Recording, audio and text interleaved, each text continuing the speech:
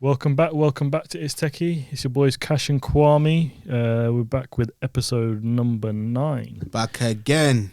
This week's episode, like I say every week, is an interesting topic. We're going to be talking about your first year in working, and nobody tells you about this.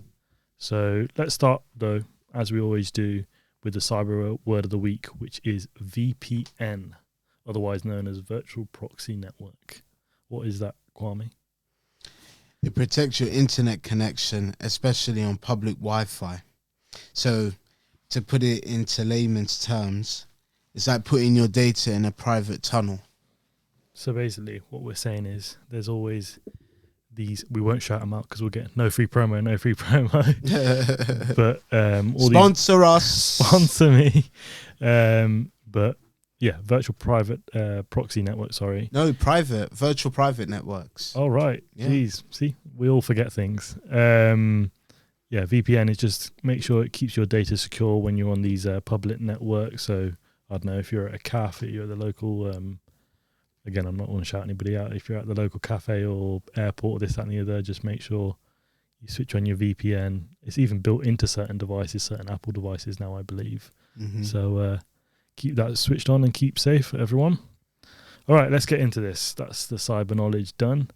Let's focus on this topic that we've got for the people this week, which is what did nobody tell you about your first year working?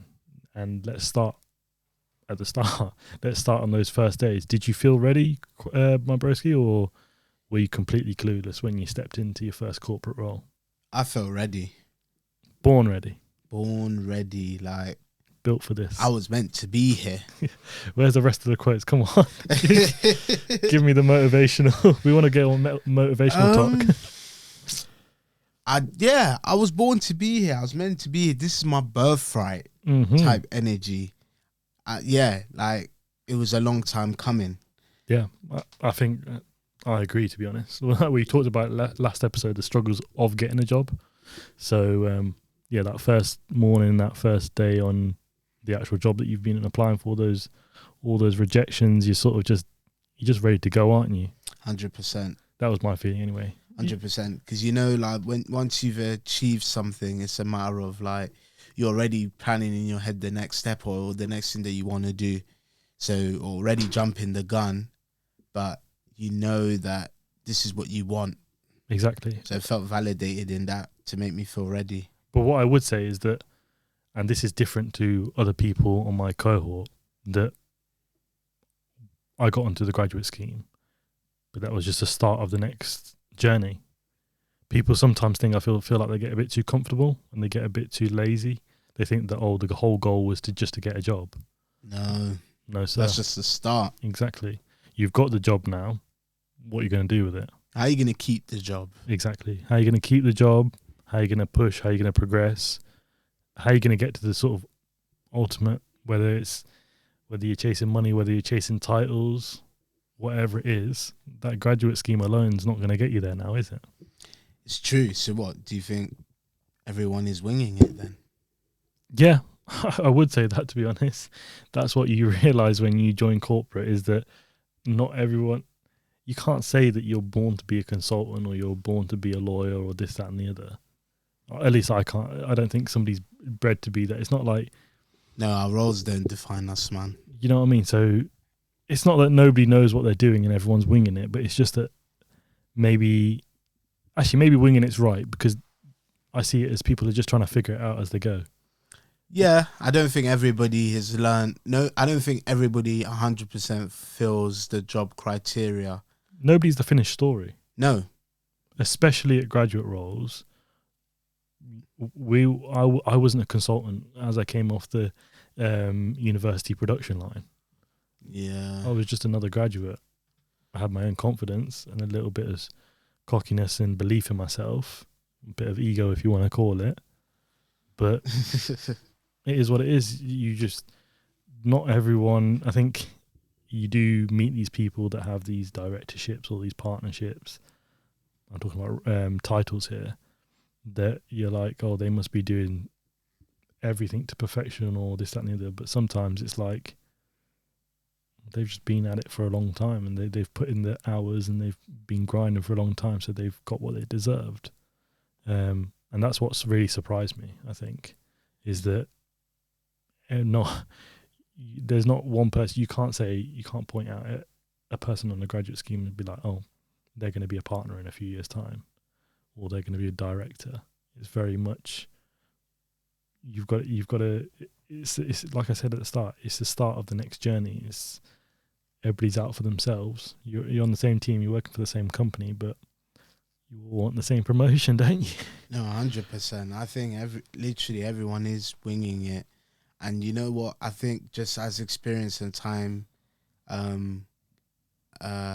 goes in an upward trend, that naturally you'll find that people that don't know things, the way they go about it is different to somebody that's inexperienced. And I think that is what makes, that's how people progress and climb. I think at all levels, you're not going to know everything. It's just how about you go about acquiring that information.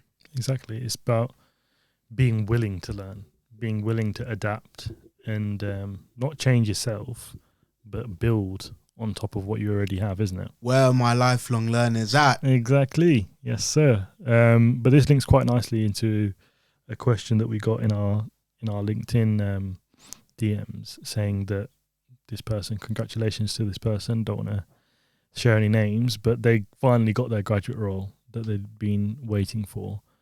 And they asked us a question that, is it normal to feel lost in your first job? Yes, because emphasis on the word first. So I'm going to say yes. Something you're not used to or exposed to. You need to find your bearings. Completely normal. It's about what you do with being lost is whether there's going to be a concern or not. Yeah. It might be a bit of a graphic sort of story, but it's like, I remember once I was in India, and obviously we're Jat, so we're farmers back there, and I was at one of my dad's uncle's stables. I don't think it's called stables, but they had some cows there, and she was giving birth to a calf. Okay. Where's this going? You'll see where it's coming. It's coming around. I'm going around a long roundabout, but it'll come back to the point.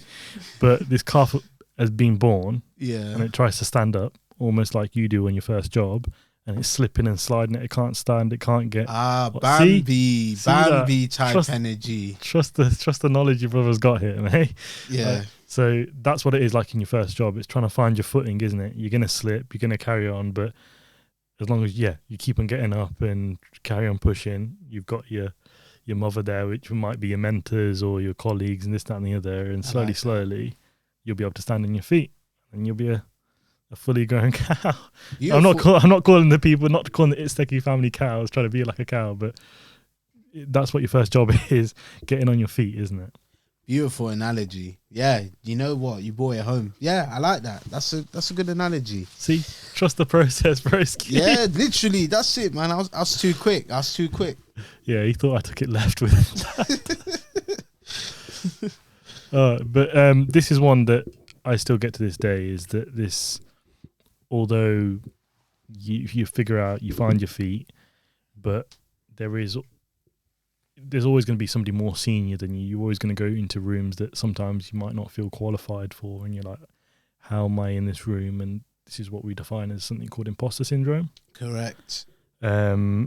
So people might say, like, they might be relating to us, but like, how long is it before you stop feeling like you're the dumbest person in the room?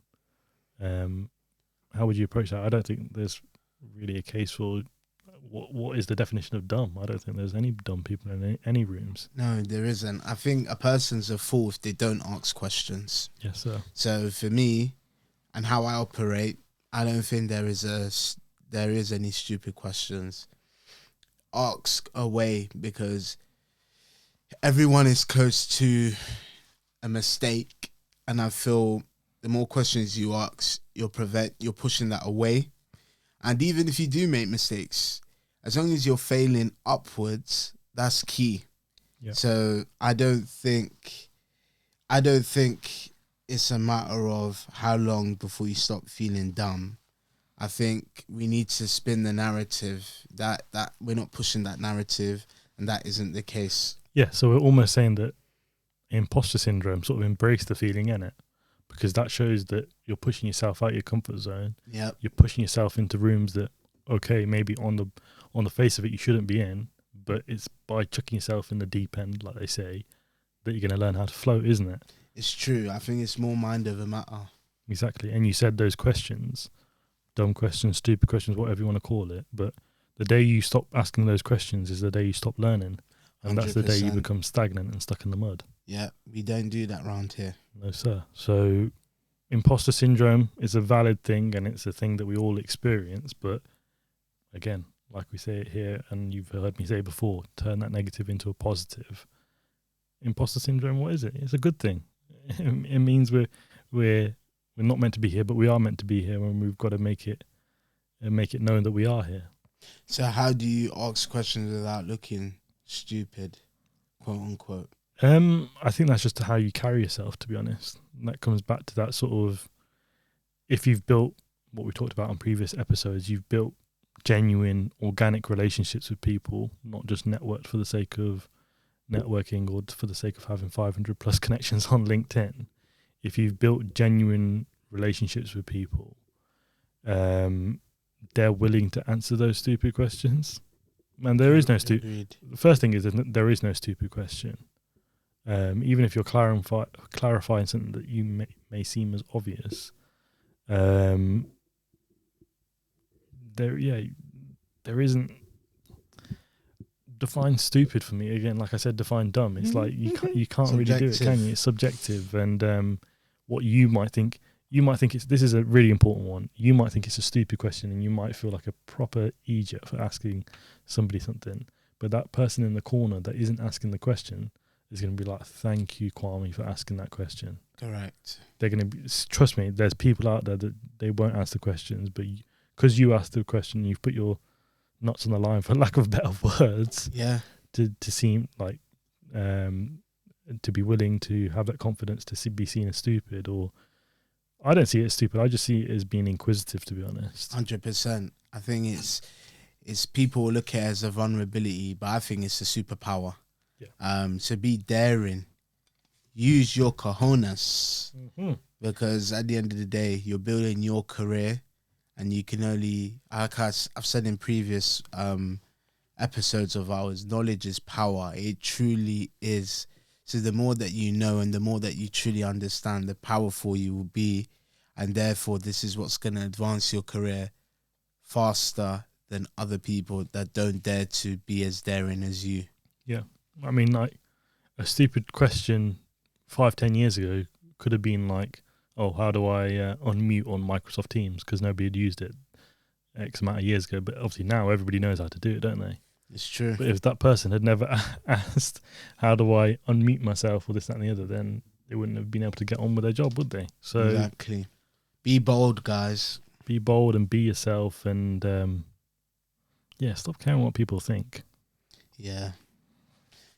I personally seek validation from people that care for you, that love you, and this will look like your household if it fosters that dynamic, close friends. It's not validation that we're seeking in corporate, is it? It's that somebody respects that, even if they disagree. I might disagree with you, broski, on what you said, but I can be like, he's come from that perspective, and he's shown me his working. Mm-hmm. I know that he's not doing it with no malintent, and I know he's just trying to push the organisation further in our circumstances in cybersecurity, just to be more secure, to be more proactive. I respect it. It's true. I don't need to. You don't need validation from me to say, "Oh yeah, Kwame, your opinion's good." No, not when I say validation, I don't mean it in that sense. I'm just saying it in a sense of validating what you know and what you should do, because you will need that initially. Right, you're saying like almost like confirming with somebody who you might see as an expert, like, "Oh, I've gone about it." There's no harm. There's no shame or harm in that. That's it's like when somebody marks your exam papers when you're younger, or when your teacher does it, or if you're doing practice tests. if you don't get your marks back, then how are you going to know what questions you got right or got wrong, or if you're meant to show more working? So True. yeah, stop caring what people think. There's no stupid questions, and seek validation or seek respect, however you want to put it. But everybody's just trying to be the best person they can be, and like you said, it's nobody's God-given right to be in corporate or to be in those senior positions. Yeah, absolutely not. Absolutely not. You'd be surprised. People are actually faking it till they make it. So That's interesting that you say that, because there is that corporate acting that comes up, isn't there? yeah, man, the pretenders. In the pretenders that we've talked about on episode 4, I believe it was. Correct. But when do you feel personally that you learnt how to, I put it in quotation marks, act like a professional? I think it's watching from others. Obviously you don't. Okay, not never. It's rare you start as a boss. You have to be an employee. You have to see things and traits and characteristics of the people you admire and what you like about it. And that ultimately, as you progress, that helps to shape how you'd go about things. So you really have to take into account, oh, you know what? I had this manager. That manager made me feel like this. So when I'm a manager, I'm not going to do that because I don't want people to feel like that. And I think that's what helped me grow professionally, seeing things that I do and don't like, and me being true to myself. I can only give off what I like, and yeah, we have our flaws, but it needs to be a work in progress. I'm going to give you your flowers here, because I disagree slightly with what you're saying, but I'm going to explain why. Go for it. What I mean is that I don't think you're acting. From what I've seen in corporate, I don't see you as being a corporate actor. I don't think you've learnt to be professional, like I asked you the question. I think in corporate, you obviously exposed to certain situations, to different circumstances, get put under a lot of pressure. Then there is like a drop off in the amount of workload. Then it suddenly increases. But if you don't, you might hear it. There's always people joking that when they switch from like a Nike Tech to a quarter zip with the matcha, with the matcha, but it's valid. People start to personify the job role that they're in. Yeah, that's fair to say. So I wouldn't say you're acting. I'd say you're slowly growing into it and personifying your corporate role. And I think you hear that in It's Techie. Some people want us just to chat rubbish, but we're professionals. We're giving game and we're giving back to the community. And so when there's no acting going on, we're personifying ourselves, and we are professionals. And we hope you appreciate and respect that. But yeah, you don't need to act, because that will get found out. You've got to be yourself. Yeah, that's the bottom line of it. But I do think your previous person that you report to defines how you do that.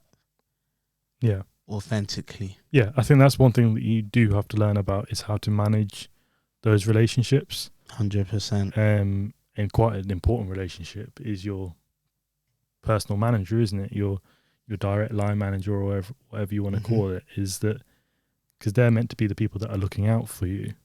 Yeah. And sometimes you might get a little bit too comfortable and start sharing certain goals and et cetera, or certain dream roles that you want to see yourself being in, because you sort of blur that line. Actually, let me question, is it actually a line? Is there a question of, should your manager be your friend, or should you just keep it as a manager? Should there actually be a line there? Yes, there has to be a line. I'll explain it. I think you can build formidable relationships with your managers where they can be your friend outside of work. But you do have to understand that the only reason why you two are seeing each other is because of your personal agendas, i.e. money, i.e. you've got a lifestyle to fund.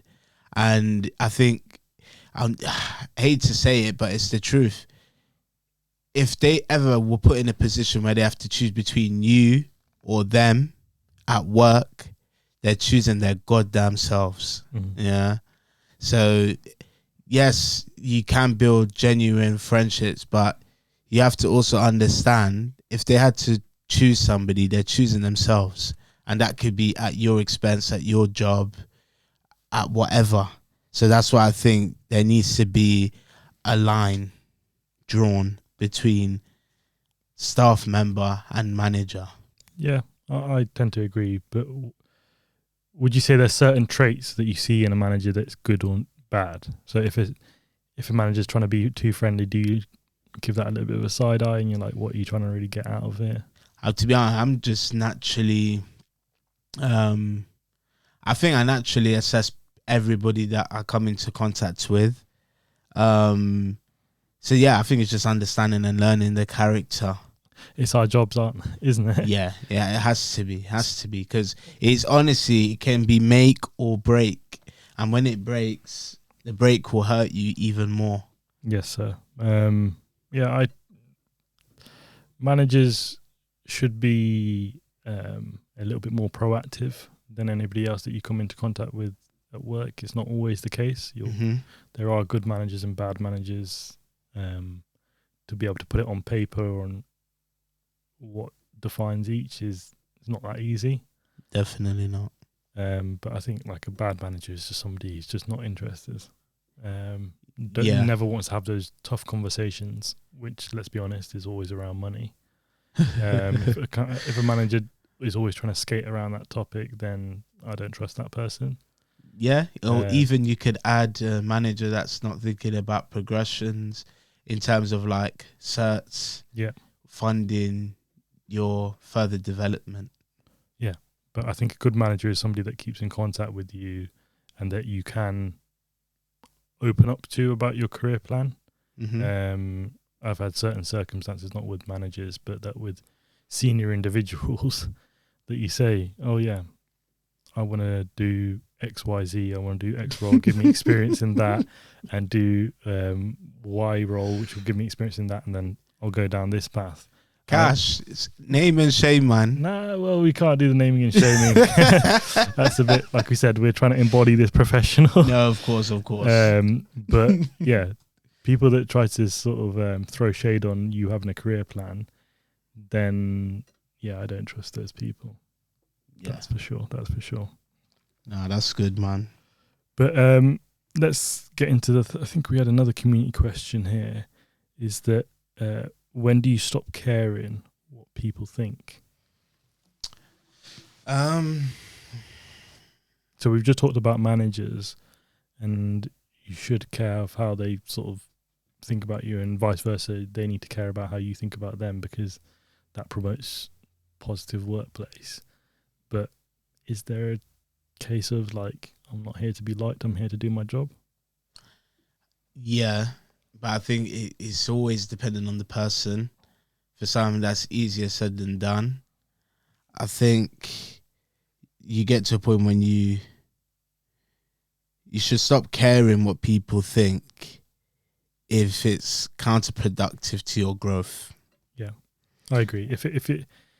If caring so much what people think is stopping you from actually being successful and being good at your job, essentially, then that's when it becomes counterproductive and becomes a hindrance to yourself. 100%. That procrastination almost, isn't it? Yeah. So yeah, I think that's the line. Yeah, I think and just to add on to that, it requires proper discernment to really understand that and why you should or should not care. But everybody's going through what they're going through. Some stuff comes comes from a point of their own regret, their own lived experience, or fear. you need to use your discernment to understand at what place that person's opinion is coming from. Yeah. No, I agree. But it's not just the manager relationships that you've got. You've got other colleagues. Mm-hmm. Would you say it's smart or risky to have an office friendship? Would you have office friendships or? Yeah, office friendship for sure. Yeah, I encourage it. I proper encourage it. It's what makes the think about it. You know, when we're doing a job, obviously now times have changed in terms of how people work, but prior to COVID, you'd spend most of your day at work. These people that you work with actually do end up becoming your family, and it's important to foster these good relationships with them and build and grow together. Yeah, and you'll notice with me, I use football as an example quite a bit, and it's like when we're talking about footballers, there's some that are just doing their job, running hard, this and they're passing the ball around, but there's those guys that you can tell have built connections off the pitch that have then related to on the pitch, and they're a little bit more free flowing. They understand where they've almost got that. I think it's called telepathy or something like that. Telepathy. I've butchered the pronunciation there, but it's sort of to say me and Kwame were working together. I might know his strengths and his weaknesses, and vice versa, and then that's how we're able to work cohesively as a team. And where he shines, I might not shine, and then vice versa.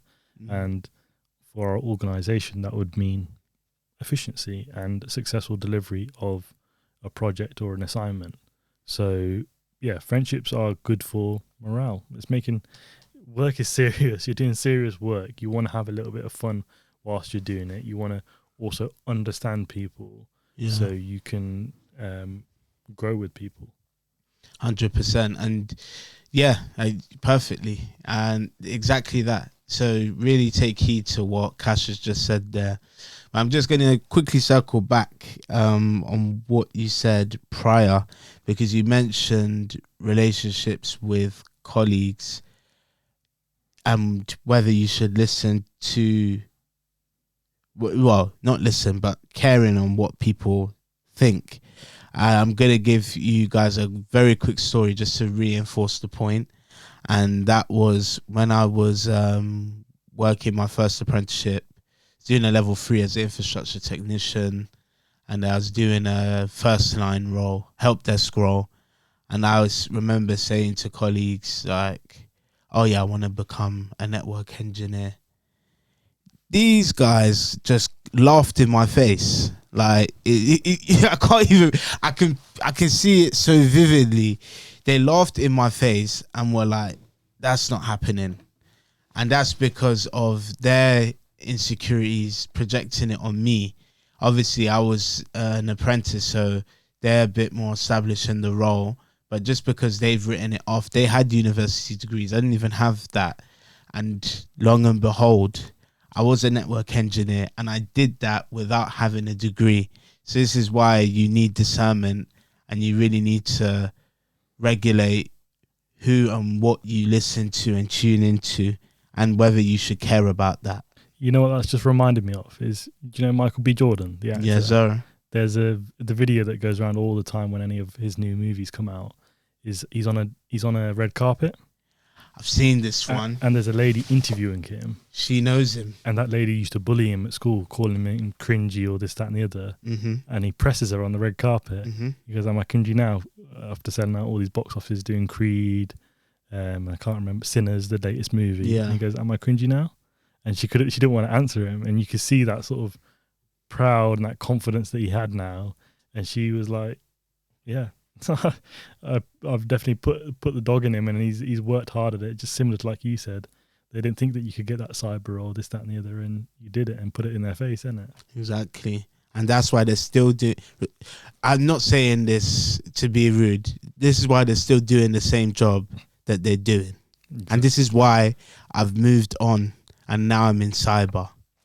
Yeah. I did it, I achieved it, I moved on, but they couldn't even do it.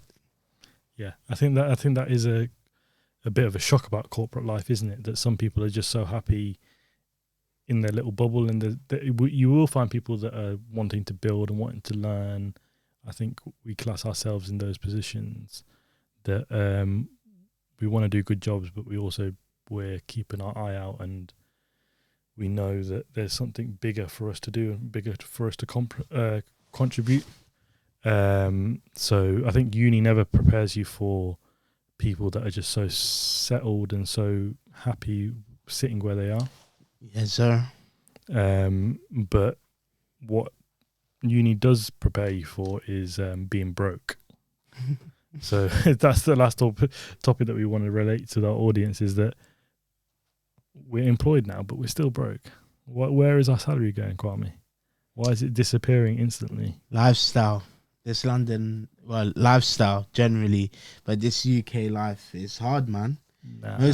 We know most people's pay just generally goes on their accommodation, but at what point do you get to live? It's taxes, man. Stop taxing us. The tax man don't want no problems with HMRC. Yeah. I heard this. Okay, a quick one. What do you think about this? People shouldn't be taxed on their first £100,000 that they earn, just to give you that foundation, that building block. For how long? Until they reach £100,000. So say you're earning £30,000 a year, it'll obviously take you 3 and a bit years. Yeah, you know what? If you're running for PM, I would back that. Okay. Yeah, I agree. Come on, look, Dubai's doing it. Look, it works. There's definitely proven strategies that suggest that you don't need to be taxed and the economy can survive. Don't even want to get into the politics too tough, because that's not what we're here for.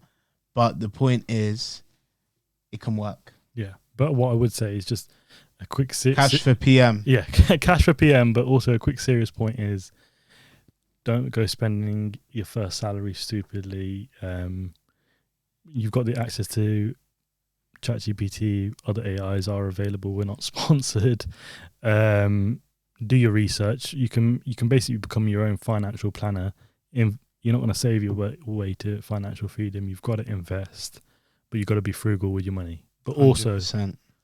Don't stop living. You've got to live your life at the same time. Yeah. So whether that's 60, 40, 70, 30, whatever your split is, whatever works, but make sure you're doing a bit for now and a bit for the future you.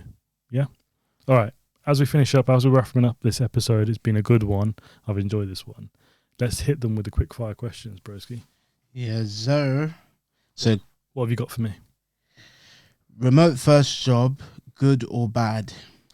Bad. Okay. Add co-workers on socials. No. Office romance. Stay away. Stay so far away. Stay late to impress. No. Ask lots of questions or figure it out. Ask lots of questions. Okay. And let me hit you with the same questions. Remote first job, are you with it or not? Bad. Bad for you. Would you add your co-workers onto social events? Not going to answer it directly, but maybe. He's meant to be quick fire. Maybe. I can't say yes or no because it depends on the person. All right, I respect that. Office romance, is it risky? Hell yes. Stay late to impress? Absolutely not. And should you be asking lots of questions or figure it out? It's quick fire. I'm going to narrow to ask a lot of questions, but I'm going to be a hypocrite now.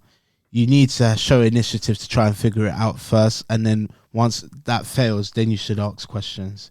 Don't always run for help. Yeah. Try and figure it out. I'm glad you broke that down because, it's important that you almost learn it at university. That's another good thing about university. Nobody's pressing you to do anything. So it's a bit like corporate. By choice. Nobody's going to chase you down until they're like, where is the piece of work that we asked for? On delay. But I'd link that to the other question that was in there. I know they're meant to be quick fire, but stay late to impress. The reason I think we both said no is do your job in your bloody office hours. You got plenty of time. Exactly. Be efficient. If you have to stay late, you shouldn't be impressing. It should be because you haven't been as efficient as you wanted to be in the day. It's not to impress anyone. Exactly that. But yeah, I think that's been a good episode. I think that's helped out the people, helped out the It's Techie family. But what we wanted to sort of essentially get is that everyone's, to a certain extent, faking their confidence in their first year of corporate. So you're not alone. We all feel you. But keep on pushing, keep on asking questions. There's no silly questions, and keep on grinding, keep on hustling. Exactly. So you know what, guys? If you could do us a favor, like, comment, subscribe, share this. We'd appreciate it. Get active to join our community for further episodes when we're talking about our community questions. And again, love and respect and manners. It's Techie. Peace.